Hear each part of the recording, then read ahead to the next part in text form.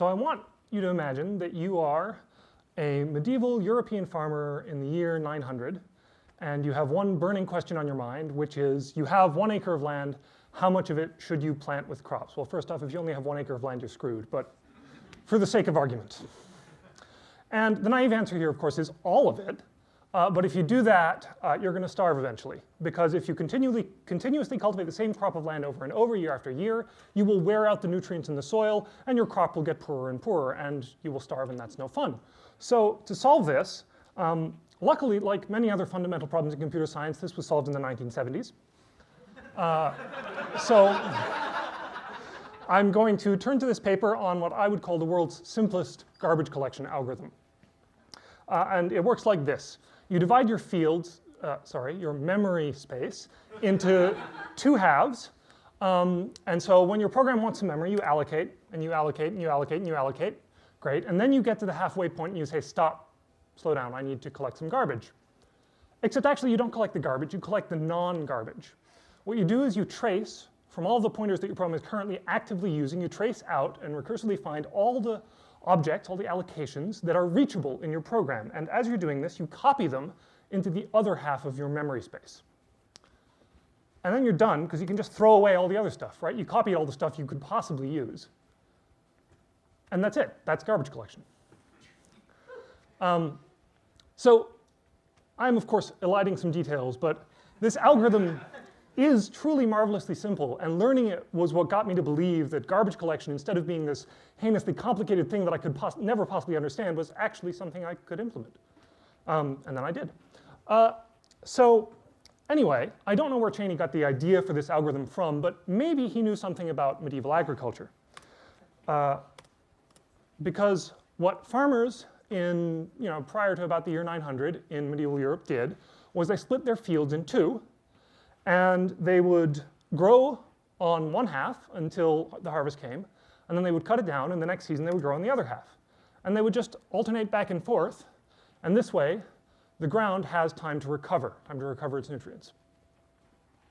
And as you can see, this is a marvelously similar idea. But there is one difference, which is with the garbage collection algorithm, it was clear why we had to split it exactly in half.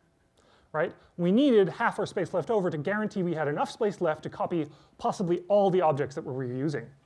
But with this new algorithm, with this crop rotation algorithm, it's not clear why it should be 1/2. And so somebody eventually got the bright idea, why don't we try 2/3? It's just a simple change of a magic constant. What could go wrong?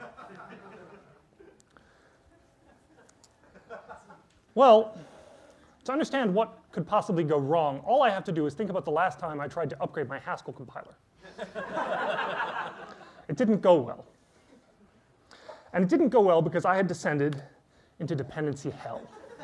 And this is exactly where medieval European farmers were stuck for 200 years. From about, and I should demonstrate. To know how long it took, you just need to look at the timestamps.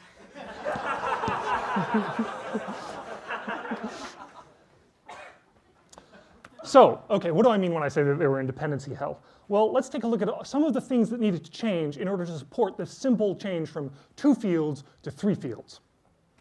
First off, you can't just grow any crops. You need to grow some crops that fix nitrogen in the soil, because cereal crops take nitrogen out of the soil. If you grow that on 2/3 of your land, it doesn't have enough time to recover. But if you grow the right crops in the right order, in particular if you grow legumes, which add nitrogen to the soil, more or less, then you're good. Okay, but you're also cultivating more of your land, right? You're going to need to plow that land. And also, you're going to need to plow it a little deeper in order to bring some nutrients to the surface of the soil. So for that, you're going to need a heavier plow called a karuka. And to pull that plow, you could keep on using oxen, but you're going to need a lot of them, like a team of maybe up to 10. And it gets unwieldy to turn those around, and then you have to support all of them, and it would just be nicer if you had horses. But the problem with horses is that, unlike oxen, they can't consist, especially if you're working them hard, they can't consist just on grass. They need some food with protein in it, like oats. And where are you going to get those oats, right? Where's the surplus of food going to come from that you can feed your horses from? Well, if you adopted the 3-field system, then you would have a surplus, and you'd be able to feed your horses. But oh look, now our dependency graph has a cycle in it. And that isn't even the end of the story. Nor is this the end of the story. But first off, if you use the same sort of yoke that you're going to use on your oxen, if you put a heavy load on your horse under an ox yoke, it actually cuts off its windpipe. So that's no good. So you need to invent a special yoke for your horses. Also, before this, they didn't use horseshoes widely. But if you have your horse walking through muddy ground all the time, its hooves get soft, and then it can't work anymore. So you need horseshoes. And you probably want to change the shape of your field because you're plowing more. Remember how I said it gets hard to turn around things? I wasn't joking. Turning around is one of the time-consuming parts of plowing. And so if you make your fields rectangular and you have long furrows crosswise rather than short furrows, you need to turn around less. There's more, but I'm going to spare you.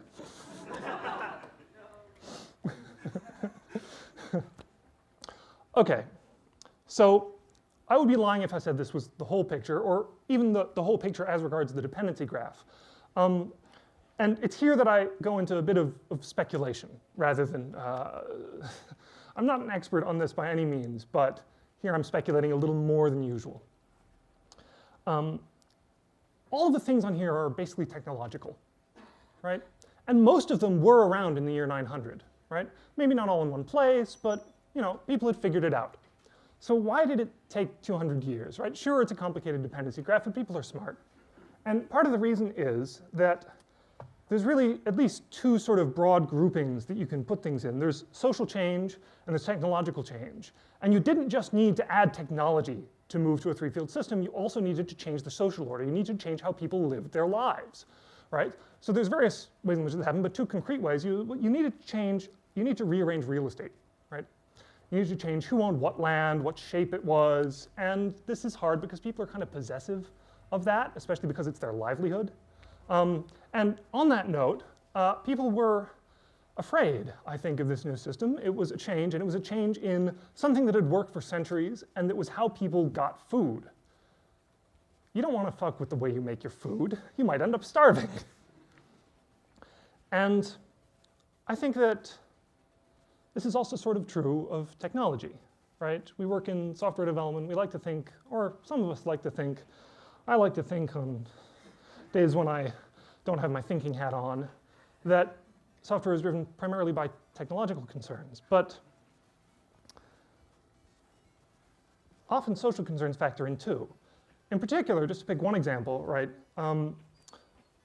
Back when personal computers were a new thing, people didn't know how they should work. People didn't have lots of expectations. They didn't have lots of existing documents that they needed to work with.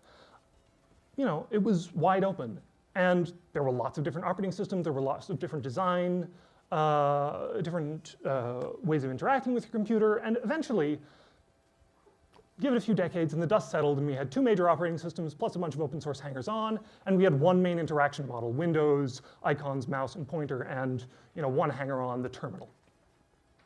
And the reason this isn't technological, we know how to build things other than that. We can build things other than that, but people are used to it. People don't want to change, for good reasons. So anyway, that was a kind of meandering 10 minutes. I hope you found something that you're interested in. And if you're interested in garbage collection, medieval agriculture, or wild speculations on the connection between technological and social change, come talk to me in the break.